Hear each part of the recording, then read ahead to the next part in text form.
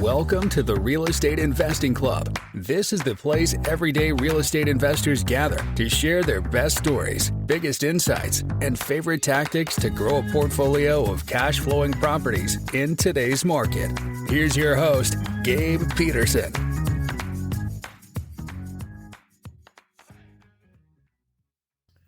What's up, RE Pros? Before we get started, I have a great opportunity to share with you guys, specifically those of you who have thought about getting into commercial real estate, but who have yet to pull the trigger. As many of you know, commercial real estate is, in my humble opinion, the absolute best way to achieve financial freedom.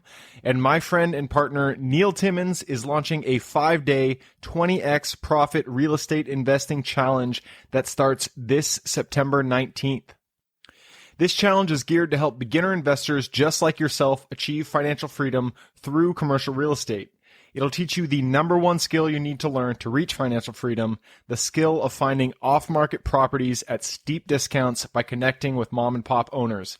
This is exactly the way that I got started in commercial real estate, so I know from experience this is how you want to do it. So do not miss this opportunity. Neil is a true real estate pro with over two decades of experience in real estate.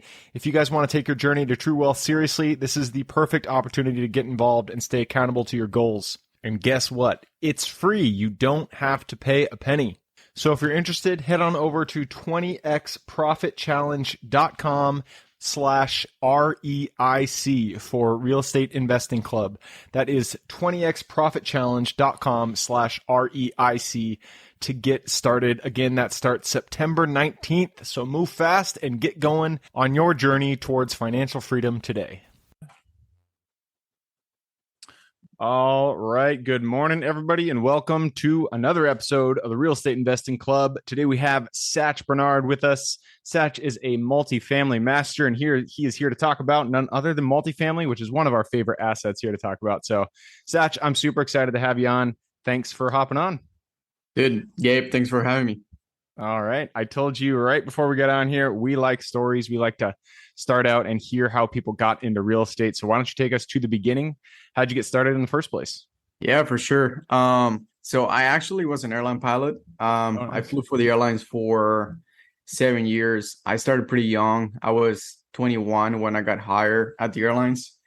And 4 years into it, I was 25 and I thought to myself, man, I don't know if I can keep doing this for another 4 years, for 40 years, right? They'll average, you cannot fly longer than 65 years old. They won't renew your medical certificate. So that's the deadline for being an airline pilot. And, you know, you kind of start seeing your fellow coworkers and kind of like their path that they tend to go through, right? And I just knew right away, okay, this is not for me.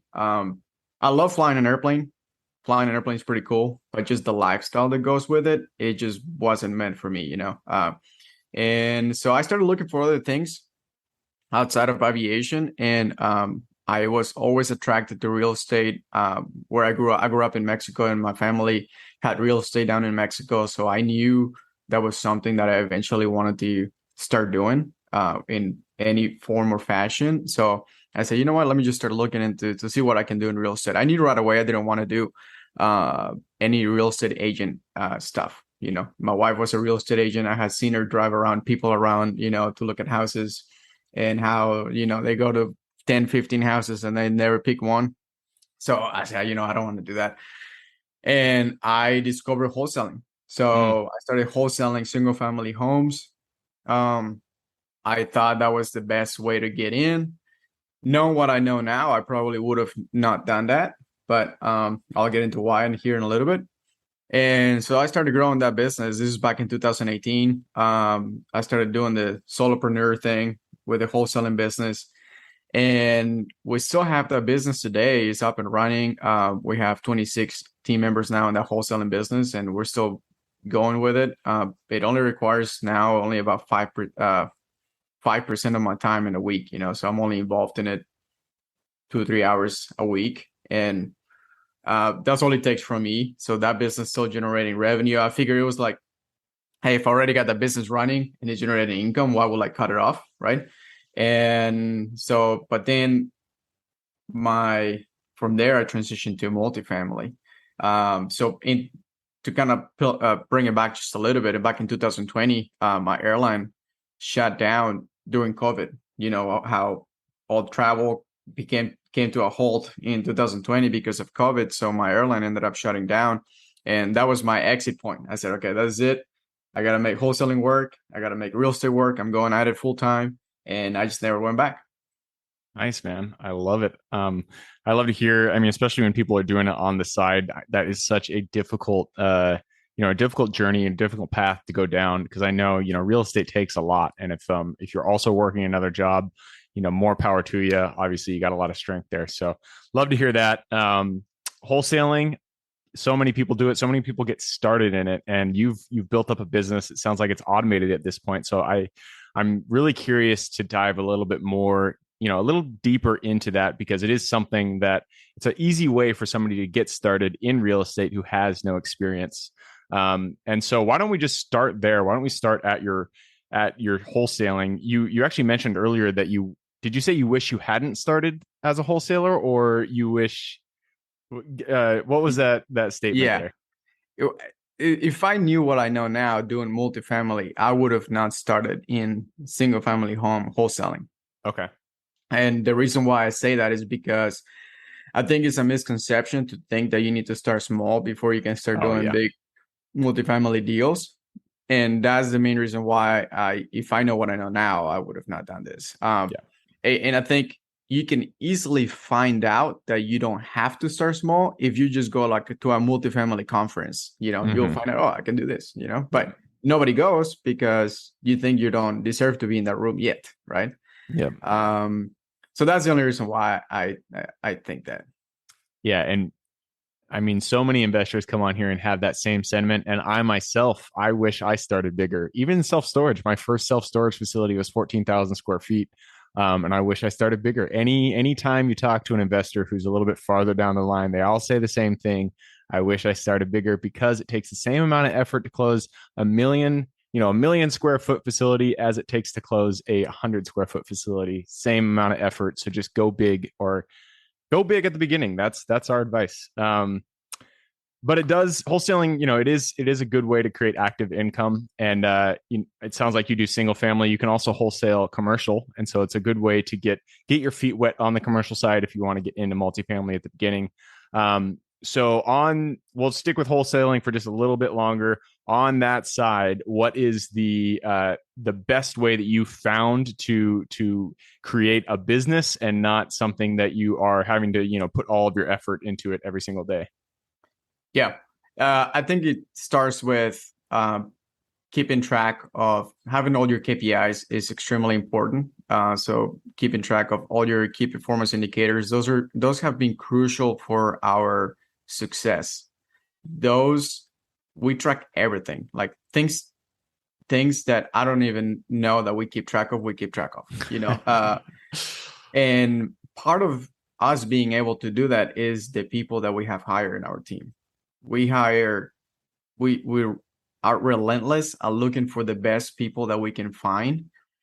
And by having the right people in the right spot, they help develop the business. They help improve every single operation. So like what I was just mentioning about keeping track of stuff, we have one team member that she is a data maniac. She like keeps track of so many things, but whenever we ask her for reports to make decisions on in which direction we want to go, she has reports for everything. So having reports for that helps us really focus on which direction do we need to move.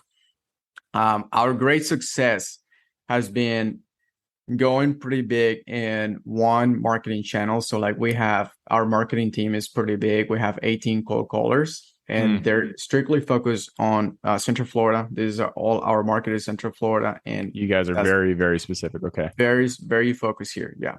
That same person that is a data manager keeps track of which lists are performing better.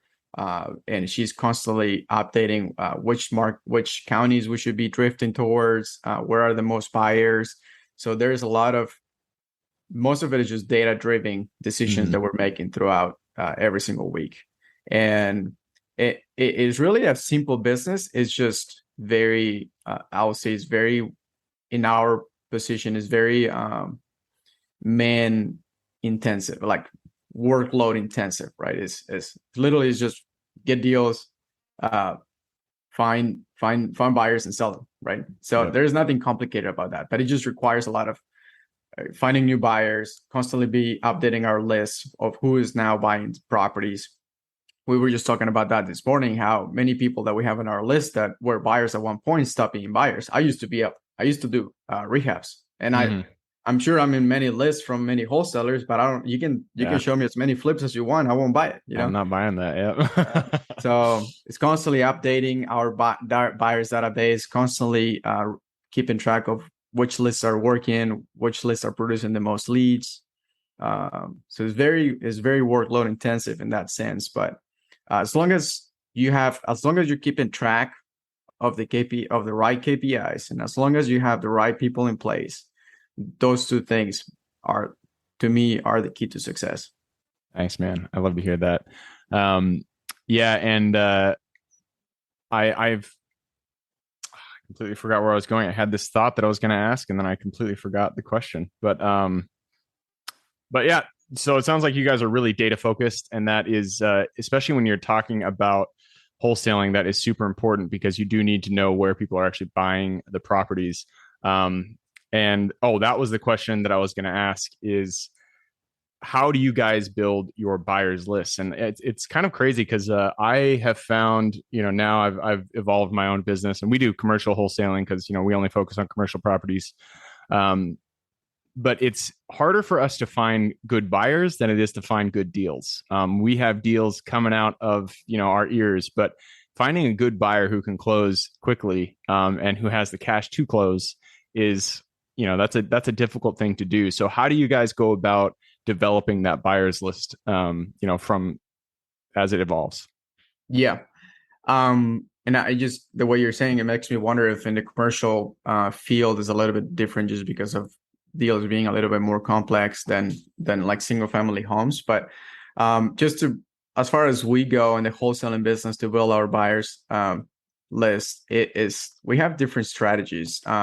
We have one person in charge of putting all of the leads that we get under contract. She goes into every single Facebook group that there is and starts posting those deals. Facebook groups, yeah. Yeah. And it's constantly putting, even the same deals, just constantly put them out there until we get them sold. And people start, sending her messages, hey, can you send me more details about this deal? And then we get their emails that way. And she's going into Facebook groups and scrubbing other people's deals. There's a little search bar. You can just type in deal or something relevant to any keyword that somebody else might have put when they were posting a deal. And you can see a bunch of other emails from other people. So she will go there and start grabbing those emails. We also use different softwares. So there's one, is this guy, what's it called? Is it Realtor Worldwide? I don't know how he pronounces, just uses the initials REWW. This is from Ken Clothier. We pull a big list from there and we start slowly throwing that list into our marketing campaigns.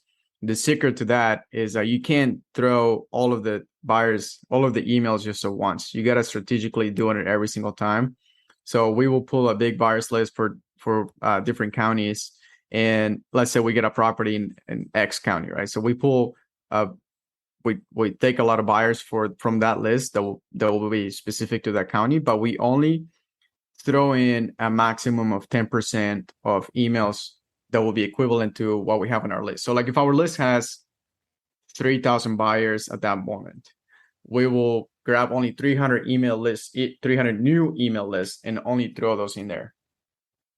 If you put more than that, there's a certain percentage of people start saying you're a spam or blocking you or the email bounces, then the whatever marketing software you're using to send those emails out can detect it as you're just phishing out, and it can block you. So first we do a whitelist. I skipped that part. We whitelist those emails to see how many of those are not in service anymore. There's a lot of softwares online that you can use that for. You can throw all those emails in there. It will tell you, hey, don't send emails to these ones. These ones are bound. This one will bounce. So that automatically deletes a couple of emails that would have been a waste. We throw the rest into the marketing campaign, and then we send an email. And we're constantly sending out emails, even repeat emails, just so that we can keep adding emails to our marketing campaign. Yep, that makes sense. It's an iterative process. Cool. And so that is just the single family side. So you guys don't do any purchases. You're just wholesaling on the single family side. Yeah, we used to do the purchases, but it just slows us down because now we have to have somebody focus on getting insurance, getting the money line up, taking care of the property for whatever time we're going to hold it, put it in the MLS.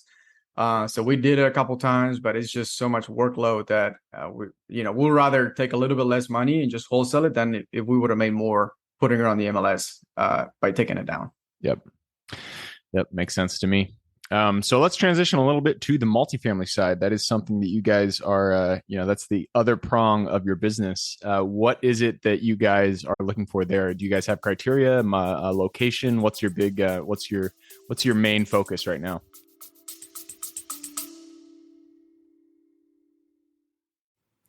Before we continue on with today's guest, I want to tell you guys about a community I'm launching on School to help investors like yourself grow your own portfolio.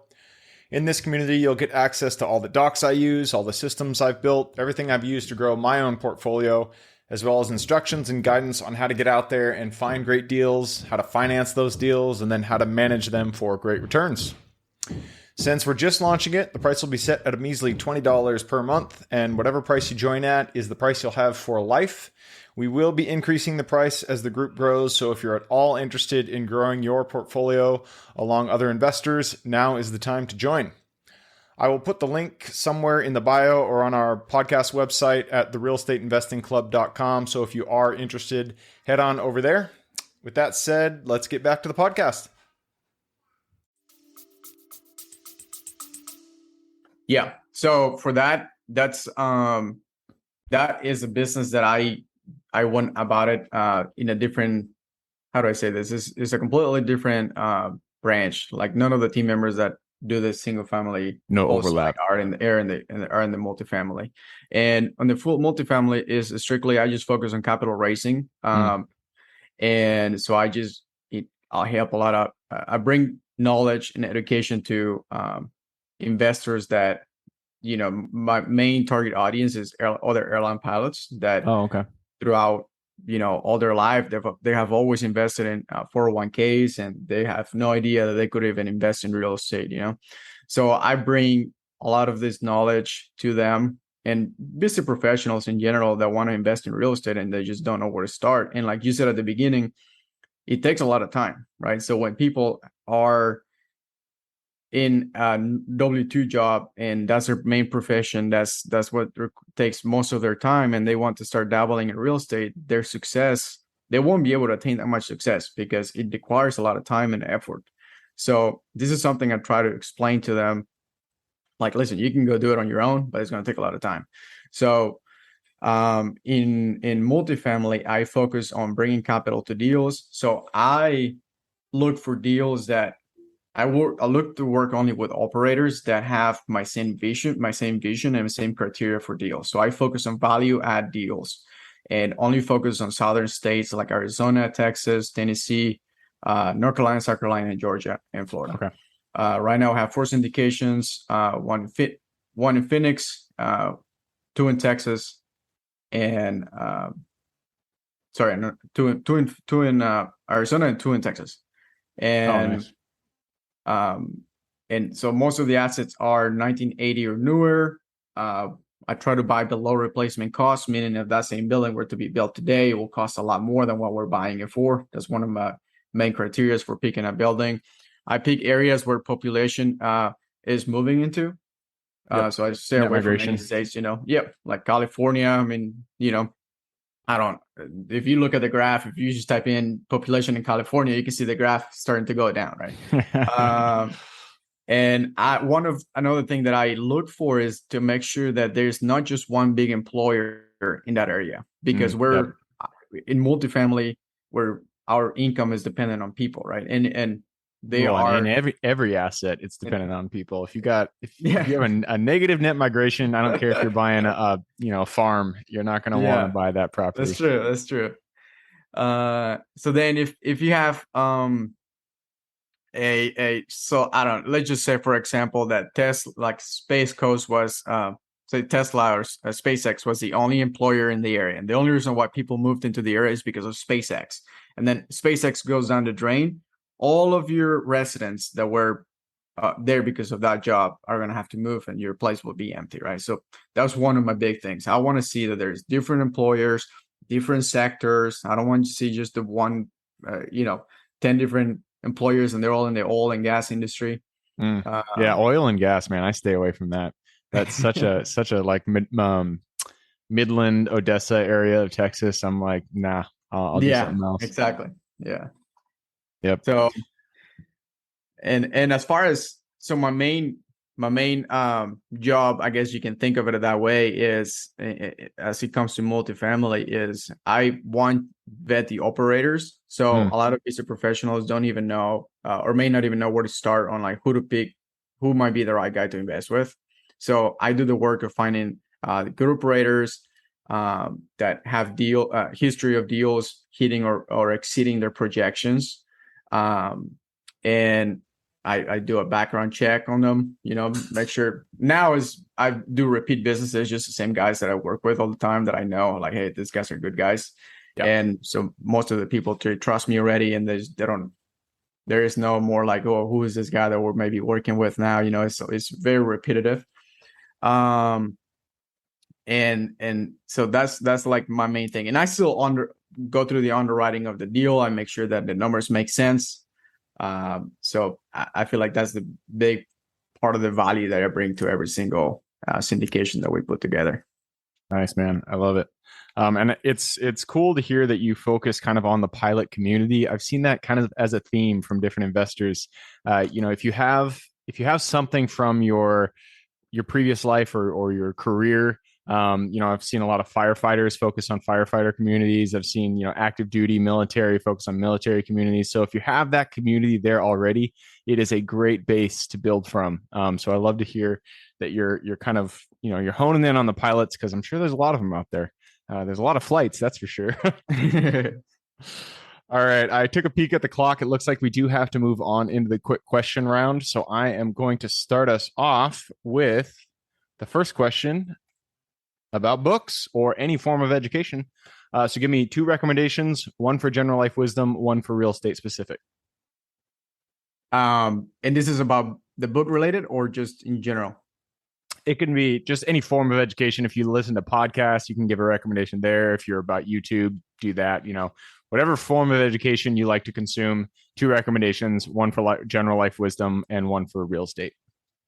Yeah. So as far as real estate, I'll say just go to any meetups that you can, any conferences, meetups. I don't have one particular thing, but as many people as you can connect with, just go and shake hands. We live in a virtual world, but I think nothing beats meeting people face to face. Yep. That's my one real estate recommendation. Look for any meetups in your area and just go to them.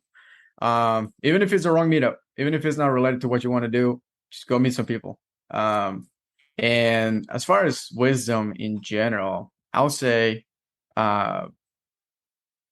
just take action. I think I mentioned this to a couple of people sometimes, that like sometimes I make decisions and I only have like 70-80% of the data that I need to make a decision. I just fucking go for it, because if I wait for the other 30-20%, it may not even be enough for me to make a decision, but I'm just like, screw it, let's just go. Right. And you'll never get there. You'll never get to 100% knowledge. That's just not humanly possible. So that's really good advice.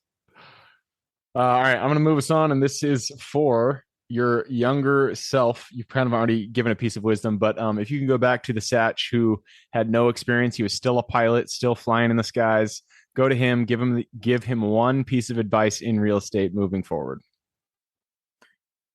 I think we touched at the beginning, but I would say go big and team up. Team up with other people. I think at the beginning my ego was in the way. and I sort of felt like I had to be the only one. I had to be the guy driving everything and doing everything. But the bigger you go, you start realizing that everybody sort of stays in their lane. Like, just I raise capital. There's operators that need me to bring capital to the table, and I need them because they're the ones that operate the deal and have the experience running the deal. So team up. Yep, that is good advice. It takes a team to do anything in real estate, and it's a lot more just than capital. Even on the operations side, there are tons of people involved. So team up. That is really good advice. All right, moving on. This one is lost my place. There it is. United States. It's a big place. There's a lot of opportunity out there, a lot of square miles. So give me one MSA, one city that you are most excited about investing in today. Orlando, good one. Orlando, is that on the east side or the west side of the Panhandle there? It's very in the central. It's more, I would say probably the more eastern, but very central.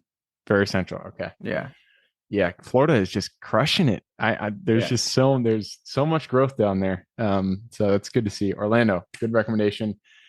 And second to last question is tools. Tools form the backbone of any business. So point to one tool that your business could not live without.